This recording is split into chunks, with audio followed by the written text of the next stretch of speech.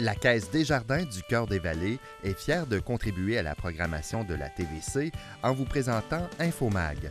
Pour joindre la Caisse, composez le 819-986-1551.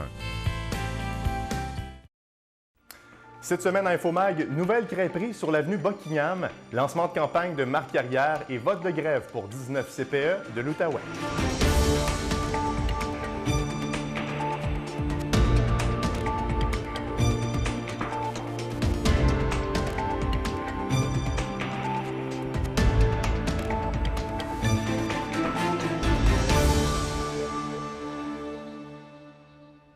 Bonjour à tous, mon nom est Mathieu Daou et je vous souhaite la bienvenue à votre bulletin d'information locale Infomag. Tout d'abord, les amateurs de crêpes ont maintenant un lieu de prédilection pour aller déjeuner ou dîner dans le secteur de Buckingham. Un nouveau commerce familial s'est installé sur l'avenue principale, ça s'appelle La Maladroite. Blanche Prévost et sa mère Caroline Breton ont ouvert leur crêperie la semaine dernière, là où était situé le restaurant Massala durant plusieurs années. L'endroit a été redécoré à leur image, une ambiance chaleureuse, accueillante et amicale. Les propriétaires vous proposent des crêpes bretonnes salées et sucrées qui sont préparées devant vous, un peu comme on le fait dans les crêperies en Europe. Je vous laisse entendre Caroline Breton, la maman derrière l'idée de La Maladroite. L'idée vient de lorsque les enfants étaient jeunes. J'avais toujours dit qu'un jour, on allait faire une entreprise ensemble. Puis qu'on allait travailler nos forces, parce que des fois, les enfants sont différents. Puis j'essayais de faire comprendre que c'était une façon qu'on pouvait construire quelque chose, parce que chaque personne a leur force. Puis j'ai 3 enfants. Puis ma fille Anissa Blanche, elle a les forces de cuisinière. J'en ai d'autres qui est plus manuel. J'en ai un autre, c'est plus Internet et la création. Alors, on a tout travaillé ensemble, puis on a fait la crêperie.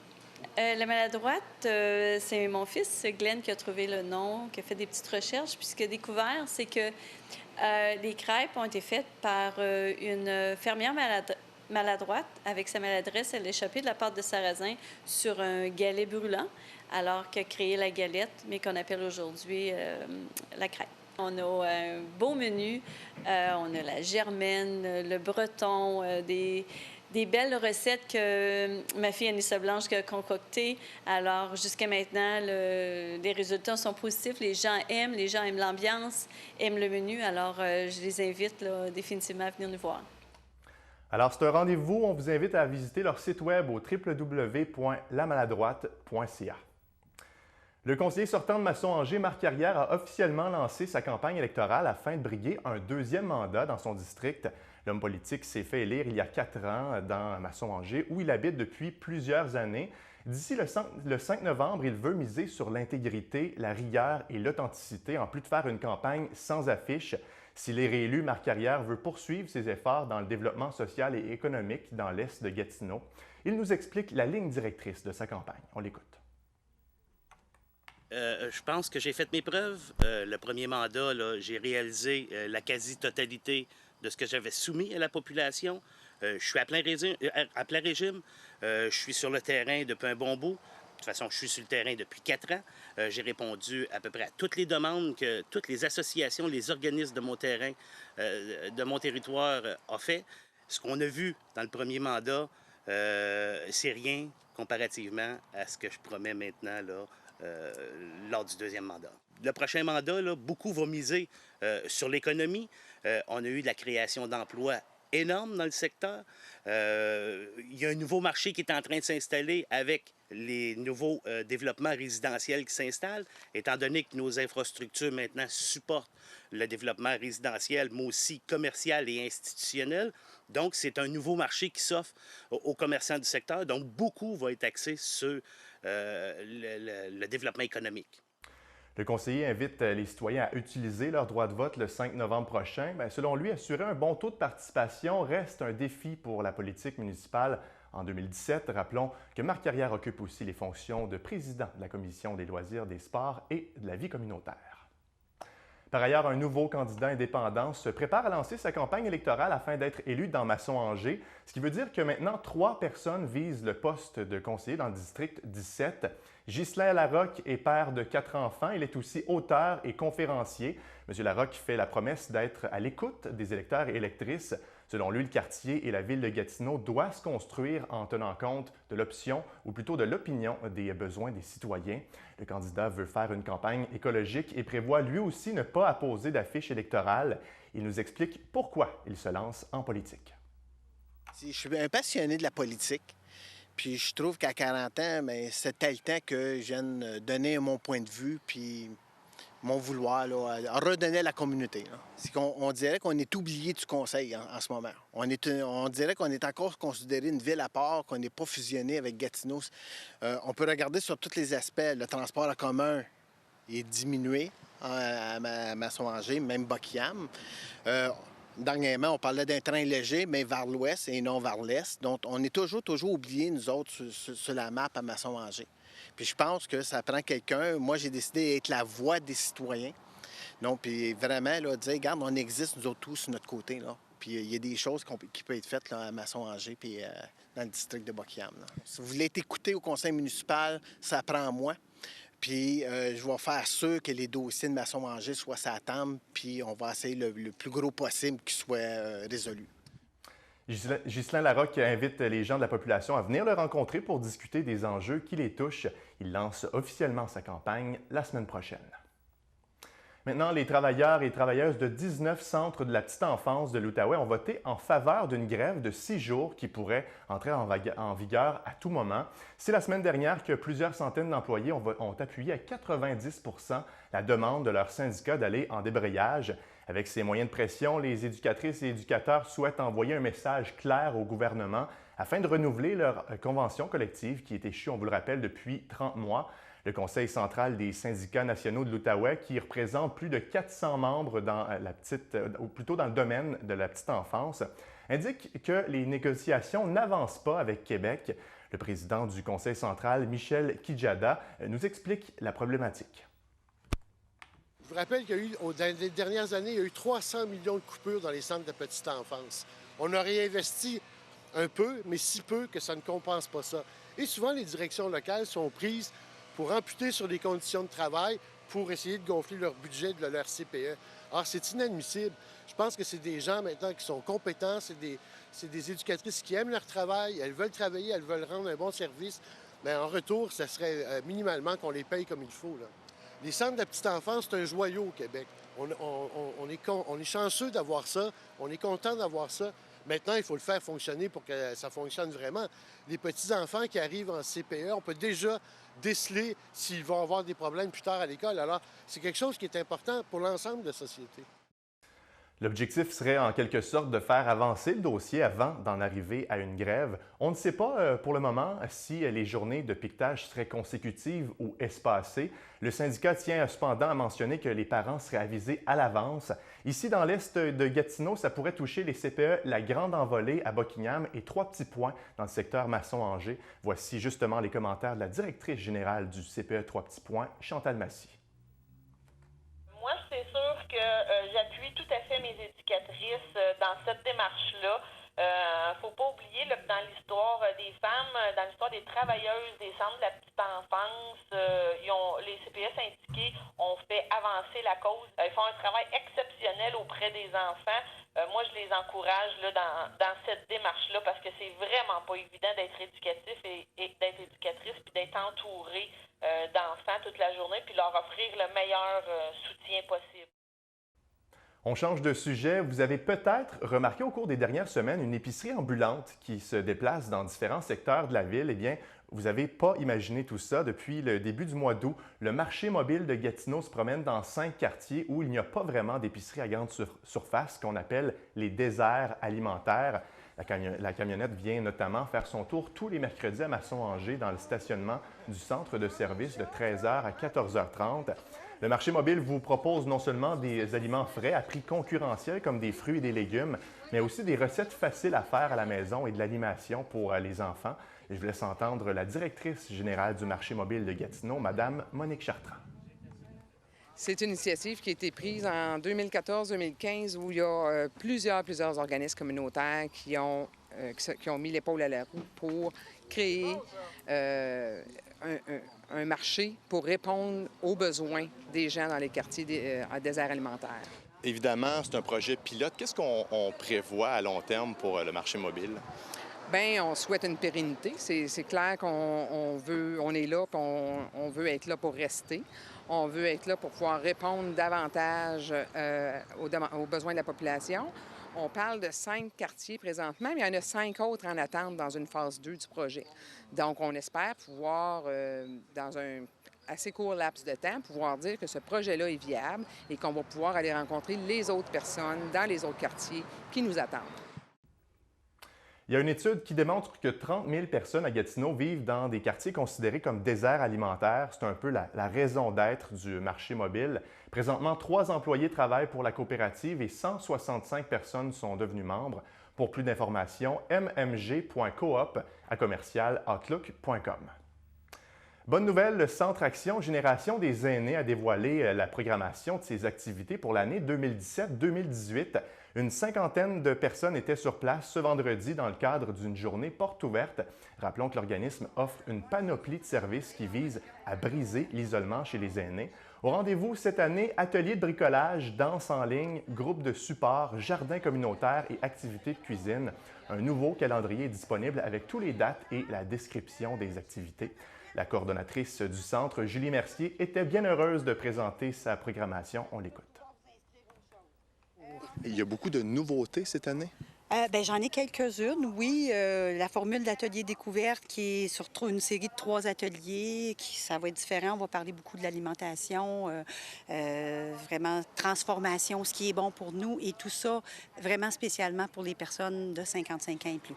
Bien, effectivement, nous, notre mission, là, c'est de favoriser le maintien à domicile des personnes âgées. Donc, pour ça, ça prend des activités. Ça faut être informé aussi. Plus on est informé, plus on est en mesure de rester à la maison longtemps. Donc, oui, c'est important. Et plus on est récréé aussi, plus on est heureux. Plus on est en santé, plus on reste à la maison longtemps. L'an passé, j'ai eu 726 personnes différentes qui ont participé aux activités. Donc, il y en a qui participent plusieurs fois à la même activité, mais c'est quand même 726 personnes différentes qui ont participé. Et j'espère que je vais augmenter encore le nombre cette année. L'Association québécoise des troubles d'apprentissage offre une programmation plus remplie que jamais cette année. Paul Morin, le directeur général de l'organisme, vient nous en parler en studio. On l'accueille.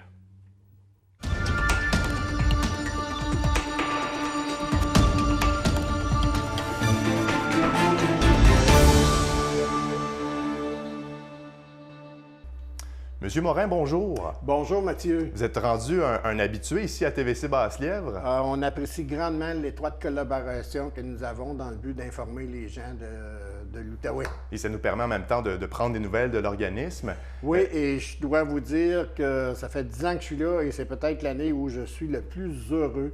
Je suis au ciel parce que durant cette session-ci, c'est-à-dire de septembre à décembre, pour moi et pour l'équipe, c'est véritablement la meilleure programmation qu'on offre à la population. Meilleure dans le sens de répondre adéquatement aux besoins de la population. On est content de vous l'entendre dire. Et puis, il y a des nouveautés cette année, notamment un atelier parents-enfants. Ce sont des ateliers parents-enfants d'une durée d'1 heure. Ça va commencer le 14 octobre.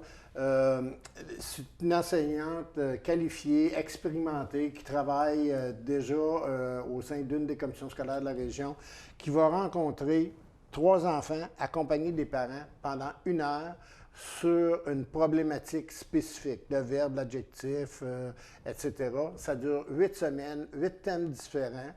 On va passer 3 enfants à 9 h, 3 autres à 10h30, 3 autres à 11h30. Et croyez-le ou non, actuellement, strictement en envoyant le sommaire de nos activités, nous avons près de 80 des places déjà de compléter. Et ça commence le 14 octobre. C'est un nouveau service dont nous sommes très fiers, dont je suis très fier, parce que véritablement, on va aider en même temps l'enfant et le parent. Le parent, comment travailler avec l'enfant par rapport à cette problématique-là. Le tout, c'est à nos bureaux, il y a des coûts. Je vous invite à regarder sur notre site la totalité de la programmation et Certainement. communiquer avec nous. Oui. Il y a aussi le fameux souper spaghetti qui se déroule à chaque année. Cette année, ça se déroule le 29 septembre. C'est ça. C'est toujours le dernier vendredi du mois. Ça vient nous aider au niveau du financement de l'organisme, je m'excuse. Et cette année, il y aura une ambiance musicale. J'invite les gens à se procurer les billets en communiquant avec nous au 777-3126, 777-3126. Ça se déroule à la salle des Chevaliers de Colomb, 5228, c'est-à-dire sur le boulevard de la Gap. Une belle soirée familiale. Le coût du billet est minime, 10 pour les enfants, c'est 5 Vous parliez de financement. Comment ça va cette année côté financement? Mieux que jamais. C'est une bonne nouvelle. Très bien. Le déjeuner avec le service de la police a rapporté beaucoup. La collaboration avec Raymond Chabot de Grant Thornton, la vente des billets, nous avons vendu presque nos 2000 billets, 1900 billets. C'est la meilleure année et c'est d'ailleurs grâce à ceci que nous pouvons véritablement améliorer, augmenter la qualité de nos conférenciers parce que ça coûte toujours un petit peu plus cher, dont le prochain sujet dont on va parler, là, le colloque. Certainement. Et ce colloque-là, ça se déroule le 21 octobre prochain. De quoi il est question exactement? Bon, le colloque de cette année, le thème, c'est le TDAH. Et c'est une programmation fantastique, Mathieu. J'en revenais pas de voir les personnes ressources qu'on est allé chercher. À titre d'exemple, rapidement, la conférence d'ouverture est donnée par, vous le connaissez certainement, puis vous aussi, téléspectateurs, Martin Larocque, le comédien, qui jouait dans Virginie, entre autres. Lui, on l'a eu l'an dernier, tout le monde est enchanté, il met la table, il est comique, mais il y a des messages importants qui passent sur l'estime de soi. Pour conclure, nous avons Martin Lajeunesse.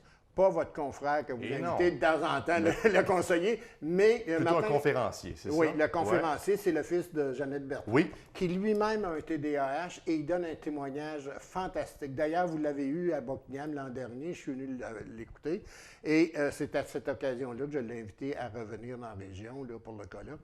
Et Martin donne une description de son vécu dès le jeune âge jusqu'à aujourd'hui.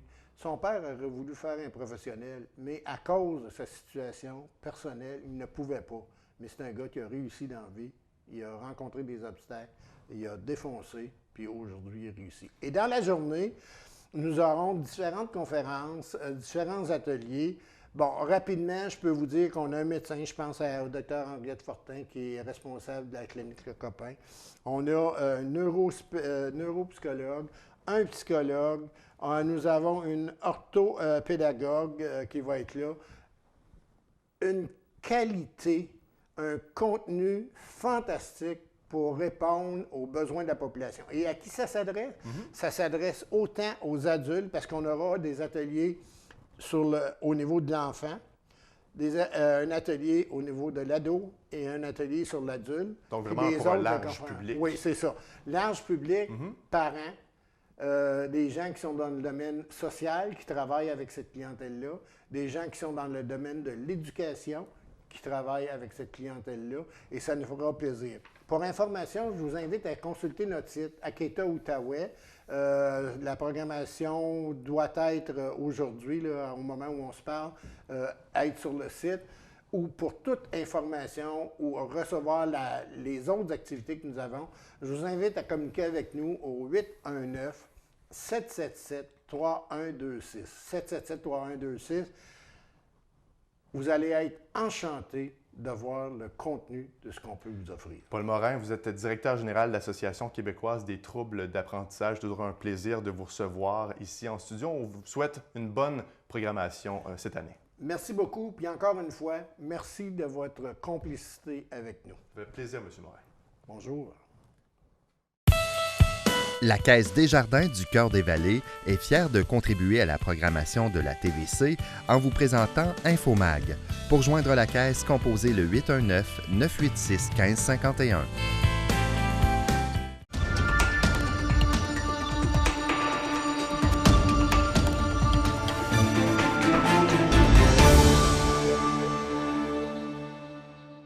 François Croteau, encore de la belle température pour les sportifs cette semaine. et à venir aussi, là. Ah oui, incroyable, je pense. Ouais. C'est du jamais vu, je pense, depuis 30 ans. Là. Moi, je me souviens pas d'une vague de chaleur comme celle-là. Ça fait du bien. Oui. On commence au sport. On a beaucoup de trucs cette semaine. Premièrement, au hockey. Bonne nouvelle, les Flames, ils trônent au premier rang et il faut en profiter. Hein? Oui, il faut en profiter. Ouais. Alors, c'est pour ça, là, on vous a, le graphique là, va être affiché. 4 victoires, 1 défaite et 1 défaite en prolongation.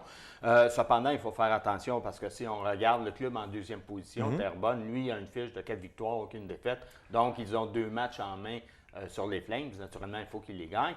Mais ça va être quand même, là, on sait que Terrebonne et Longueuil, ce sont 2 équipes qui, année après année, sont toujours très fortes. Donc, ça va être véritablement un test lorsque les Flames vont jouer contre Terrebonne. Alors, ça a été une très belle semaine, naturellement, du côté des Flames. J'ai parlé en début de semaine avec l'entraîneur Jean-François Lavergne. Je lui demandais la différence, justement, entre l'an dernier et puis cette année. Et puis, naturellement, lui, il m'a dit qu'il y a plus de profondeur dans l'alignement. Ça, je pense lorsqu'on colle des victoires, c'est un fait. Et il y a des joueurs aussi qui acceptent et qui peuvent jouer plusieurs rôles. Ça, c'est quand même important.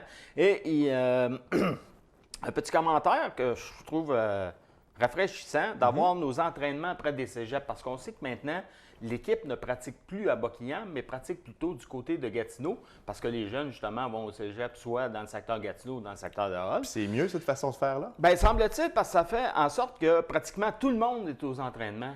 OK? Alors, souvent, question d'horaire, bien, peut-être qu'il y a des joueurs qui avaient des cours pendant les entraînements, etc. Alors, c'est plus facile de concilier hockey et études. Moi, je trouve ça rafraîchissant comme commentaire. Ça fait différent. Bien, nos gars, ils ont donné leur 110 Ouais, tant mieux. Alors, puis il finit naturellement, il dit oui, on est en première, mais Terrebonne et Longueuil, là, ça sera un défi. Tout le monde parle de défi là, dans le moment. Ouais. On est en début de saison. Du côté des Olympiques, maintenant, c'est le début de saison. Oui, effectivement. Ce soir, les Olympiques sont du côté de Victoriaville, en levée de rideau, et ils seront à domicile dimanche contre l'Armada de Boisbriand. Le match est à 16h. Si on se fie au journaliste Jean-François Plante, pour lui, il voit que l'équipe est en reconstruction et il ne pense pas qu'ils vont bien figurer cette année. Du côté des Olympiques, on est plus positif, surtout du côté de l'entraîneur Éric Landry, qui nous dit que lui, il voit une équipe qui est extrêmement travaillante. Donc, il dit avec du cœur, des fois, on va plus loin qu'avec du talent. Point d'interrogation du côté des Olympiques. Vitaly Abramov est toujours au camp d'entraînement des Prédateurs de Nashville. On sait que c'est un marqueur de 100 points et il a laissé entendre qu'il ne reviendrait pas avec les Olympiques, advenant le cas où il ne ferait pas la Ligue nationale. Il s'en irait plutôt en Europe où il aurait demandé à être échangé. Donc, c'est un dossier à suivre pour le directeur gérant qui est cette année Alain Cyr. Bon début de saison maintenant pour le Midget 3A. Oui, effectivement, eux aussi sont premiers. Ils ont une fiche de 4 victoires et aucune défaite. Ils ont 3 points devant Saint-Eustache. Et l'entraîneur, M. Lafleur, est très, très satisfait du début de saison. Donc, ça va bien du côté hockey là, dans la région. Oui, maintenant au football, ça va pas trop bien du côté des Tigres, François. Bien, l'entraîneur Michel Roy avait parlé justement du match là, contre Dalby-Vio comme étant un défi là, pour son équipe. Ouais. Et ça s'est soldé par la première défaite en 25 rencontres là, du côté des Tigres. Ils ont perdu 41-19. Comme il l'a dit aux journalistes là, de TC Nouvelles, ben, les revirements, les mauvaises punitions, la mauvaise exécution fait en sorte que ça a donné un match comme ça. Écoutez, il n'y a pas de panique encore. La fiche est de 2 victoires et 1 défaite. Ils auront la chance de se reprendre contre cette équipe-là le 6 octobre prochain. Mais il faut faire attention, par exemple, il faut tenir compte que selon un règlement et selon aussi la clientèle scolaire, ils alignent beaucoup de joueurs de 18 ans. Alors, puis c'est... Ceux qui ont vu le match, là, c'est pas des petits joueurs. Là. Non, c'est des gros colosses. Ah oui, c'est des gros colosses. Donc, le défi est là. On a changé de ligue pour ça. Bien, et on l'a eu là. On verra le prochain match. Mais on y croit, ils vont probablement se reprendre. Oui, effectivement. Tu nous parles de résultats du côté des cadets maintenant. Oui, parce qu'on sait que les cadets, eux, sont restés ici dans la Ligue en Outaouais. Ils ont une fiche de 1 victoire et 2 défaites. En levée de rideau, ils se sont inclinés 40-8 contre le Phoenix de Nicolas Gatineau. Ils ont gagné 40-6 10 contre la cité étudiante Haute-Gatineau. Ça, c'est du côté de Maniwaki. Et la semaine dernière, quand même, une surprise, là, ils ont subi un revers de 41-21 contre Saint-Alexandre. Encore là, j'ai demandé à Michel Roy, l'équipe à surveiller là, du côté des cadets, c'est le Phoenix de Nicolas Gatineau. Ça serait leur année, mais on verra. Là. En tout cas, au niveau des éliminatoires, c'est là que ça se passe. On souvent. surveille ça. Oui. Maintenant, au plongeon, la Coupe Canada n'aura pas lieu, en fait, ne sera pas de retour en 2018. Oui, effectivement. Il faut, c'est pas un problème d'organisation. Il faut se rappeler de la façon que la Coupe Canada est arrivée ici à Gatineau. C'est en 2013. On se souviendra que du côté, parce qu'avant la compétition était présentée à Montréal, on devait réparer la piscine olympique du côté de Montréal. Donc, c'est Gatineau qui en a hérité pour les 4 années subséquentes. Et cette année, c'est que Montréal va aussi avoir ce qu'on appelle la présentation d'une étape de la Série mondiale de plongeon en 2018. Alors là, naturellement, d'avoir 2 compétitions internationales dans la même province, bien là, Natation Canada a décidé d'envoyer ça du côté de l'Ouest. Donc, ce n'est pas un problème d'organisation du côté de Gatineau. C'est pas un problème, là, c'est simplement de répartir un peu Mais la c'est que richesse. 2 compétitions, ça aurait été trop dans la Mais région. je suis sûr qu'on verra des championnats régionaux, provinciaux et même canadiens là, du côté de la piscine dans le secteur Gatineau. En ski acrobatique, Félix Bertrand remporte l'or à Beauport. Oui, et il fait 30 degrés dehors, mesdames et messieurs. On vous parle de ski à Beauport. C'est vraiment impressionnant. Hein? Oui, il faut comprendre que c'est l'été, ça se fait sur tremplin et les skieurs, les sauteurs atterrissent, tombent dans l'eau, mais ils doivent faire les figures quand même. C'est le mondial Acrobat X. Il a remporté à 15 ans la médaille d'argent. Il était dans la classe qui comportait des skieurs de tous âges. Alors lui, là, définitivement, c'est un nom à retenir. Et en terminant, tu nous parles d'activités sportives à ajouter à l'agenda. Premièrement, les Flames qui reçoivent Révolution Saint-Lazare. Oui, ça se déroule vendredi soir du côté du centre sportif. Ceux qui se demandent, la Révolution Saint-Lazare, c'est anciennement Vaudreuil-Dorion. Mettez à l'agenda aussi, demain après-midi, ils vont faire tellement beau. Les Tigres reçoivent Selwyn House à compter de 13 h. Dans le Junior C, c'est le début de la saison et toutes les équipes, samedi, vont jouer du côté de l'Arena Gartin. Alors là, c'est climatisé. Ceux qui ont trop chaud allaient faire un tour de ce côté-là. Et il ne faut pas oublier que dimanche, les Olympiques reçoivent l'Armada à compter de 16 h. C'est le match d'ouverture locale. Quand même une belle brochette pour la fin de semaine. Ça, c'est certain. Merci François pour les sports. On se revoit la semaine prochaine. Oui, ça m'a fait plaisir. On se laisse sur des images qui ont été prises la fin de semaine dernière au verger Croque-Pomme. C'est situé à Lochabert dans la Petite-Nation. On parle d'un achalandage record selon les propriétaires. Au nom de toute l'équipe, merci d'avoir été des nôtres. On se retrouve la semaine prochaine. Au revoir.